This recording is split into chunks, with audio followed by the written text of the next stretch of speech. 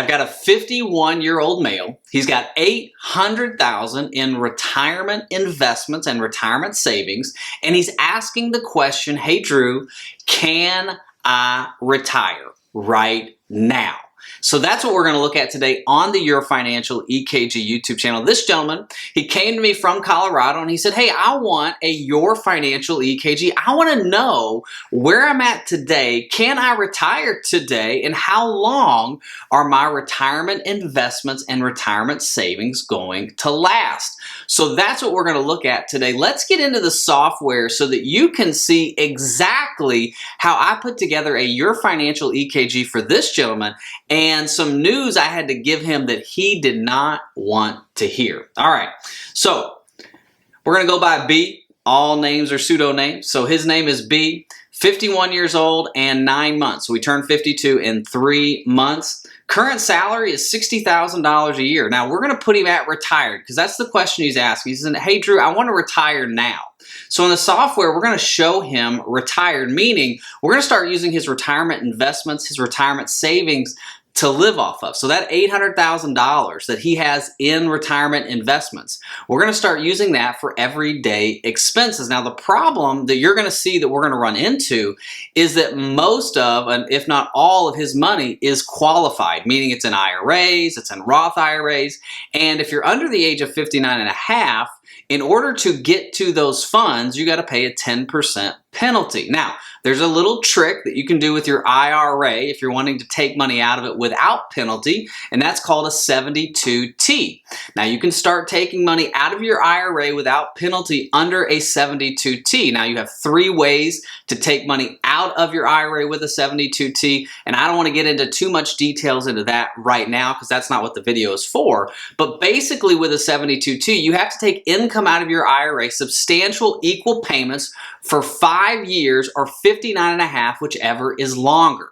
So he's 51, which means he's going to have to take it until 59 and a half. So we've got to take 8 years of equal payments out of his IRA. The problem is you have to take exact amounts of money every year, and it's normally a higher value. And if you mess it up at all with a 72T, the IRS says you get a 10% penalty on the payment for this year that you messed up, and we're going to retroactive that for the following years as well. So we don't want to screw this up.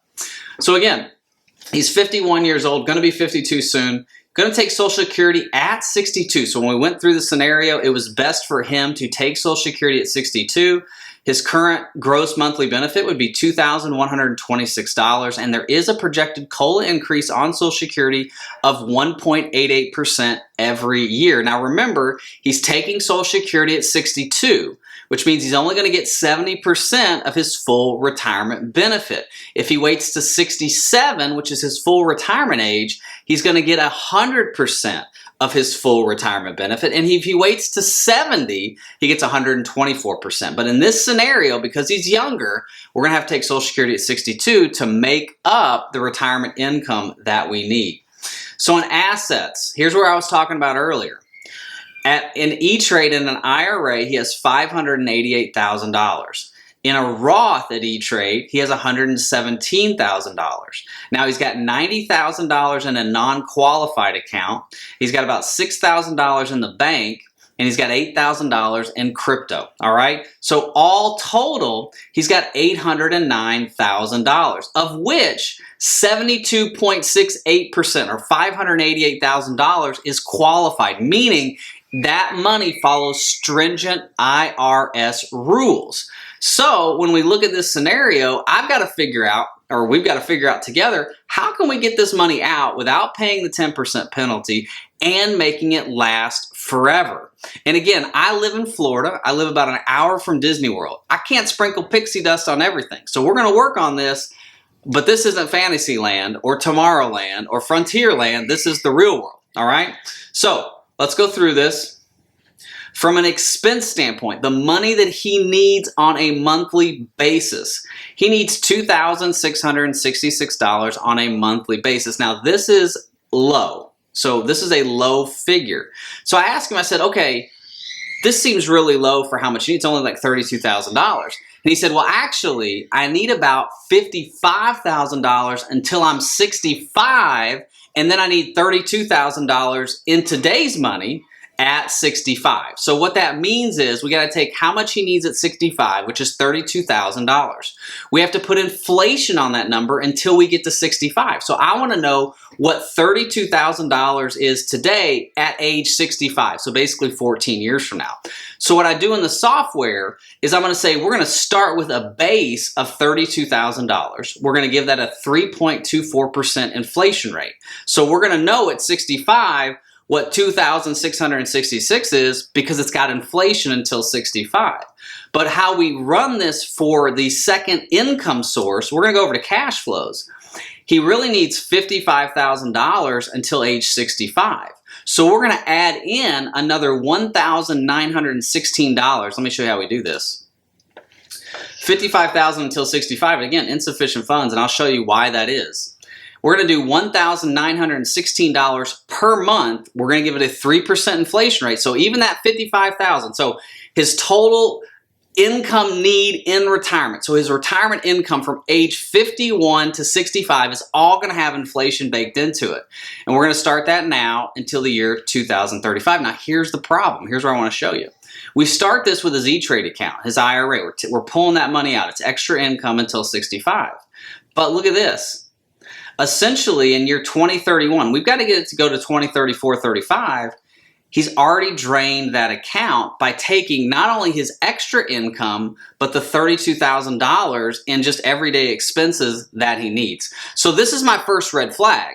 I'm noticing that within the software, we're draining account completely, and we're at a pretty young age. So at 2031, what is he, like 60 at this point? So we're already losing a major asset before we even get to Social Security. So now let's get out of this.